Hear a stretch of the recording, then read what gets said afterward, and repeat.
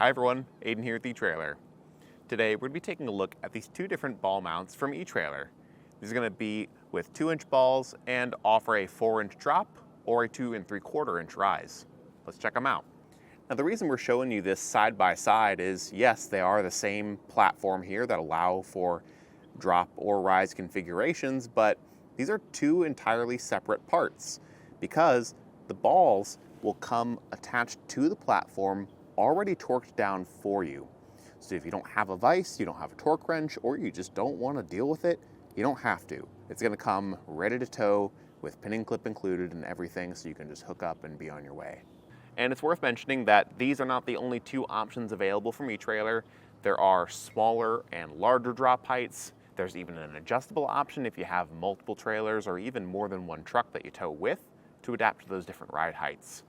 But if you just have the one truck and trailer, say your truck and your camper, and that ride height really isn't ever changing and that's all you ever tow, then something like this is great. It's a pretty simple, ready to go solution, and you can get whatever drop height you need. If you're not sure what you need, park on some level ground, measure from the ground to the top inside edge of the receiver tube, and from the ground to the bottom of that coupler lip.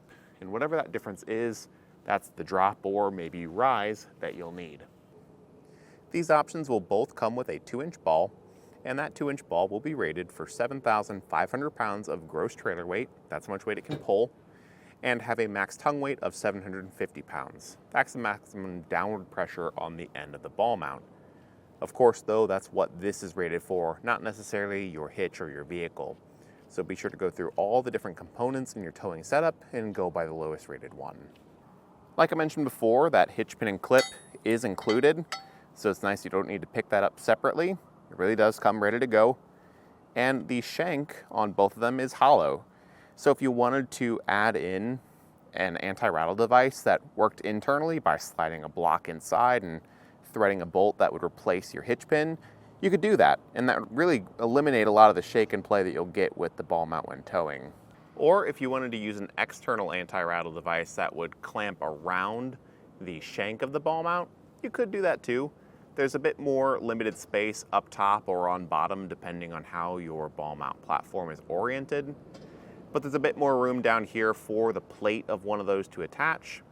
We actually make an anti-rattle device of that style, so I think that would work really well here if you wanted to get some of that rattle out. It's not necessary, it's just a sort of peace of mind thing and a comfort to reduce that noise when you're towing. And while these are more basic entry-level options for fixed ball mounts, they do have a pretty unique coating on them. The main platform is a black powder-coated steel, but that steel underneath does have an E-coating, so it's just an extra layer of protection against rust and corrosion should that powder coat get scratched away over time. Now, the pin and clip and the ball and all the hardware for it have this black nickel plating. It's going to give it this nice dark, clean finish. You're probably going to get pretty similar durability to a chrome plating that you'd expect to see on most other ball mounts, but with that darker finish, when it inevitably does scratch and scuff over time from that metal on metal contact, it's hopefully going to show it a little bit less. Of course, to prevent scratching and just minimize it over time, be sure to grease the ball and the inside of your coupler. That's just going to help the finish last longer, and that really goes for any ball mount you plan on using. One other measurement you'll probably want to get is from the center of the hitch pin hole to the center of the ball. It's going to be right on 8 inches. And again, because the platform is the exact same for the rise or the drop configuration, that measurement will also be the same. And it's important to know because you can take that on your own vehicle and figure out about where the coupler of your trailer is going to sit in relation to your vehicle, helping you figure out things like turning clearance. But as far as a pretty basic fixed ball mount goes, I think this is probably the one I'd go with. And that's not to say that any other options from, say, Curt or Draw-Tite are bad. This one for me just checks all the boxes and just a little bit more. It comes with the hitch pin and clip. I like the finish. And also the fact that the ball comes pre-torqued. You really just don't see that unless it's a higher end ball mount where the whole thing is integrated into it. On this, if the ball did become damaged over time, yes, it's already torqued on there, but it's removable and replaceable too.